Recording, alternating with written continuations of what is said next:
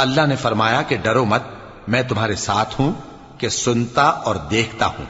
اچھا تو اس کے پاس جاؤ اور کہو کہ ہم آپ کے پروردگار کے بھیجے ہوئے ہیں، تو بنی اسرائیل کو ہمارے ساتھ جانے کی اجازت دیجیے اور انہیں عذاب نہ کیجیے۔ ہم آپ کے پاس آپ کے پروردگار کی طرف سے نشانی لے کر آئے ہیں، اور جو ہدایت کی بات مانے اس کو سلامتی ہو۔ ہماری طرف یہ وحی آئی ہے کہ جو جھٹلائے اور منہ پھیرے اس کے لیے عذاب تیار ہے۔ غرض موسیٰ اور ہارون فرعون کے پاس گئے، اس نے کہا کہ موسیٰ تمہارا پروردگار کون ہے؟ کہا کہ ہمارا پروردگار وہ ہے جس نے ہر چیز کو اس کی شکل و صورت بخشی، پھر راہ دکھائی۔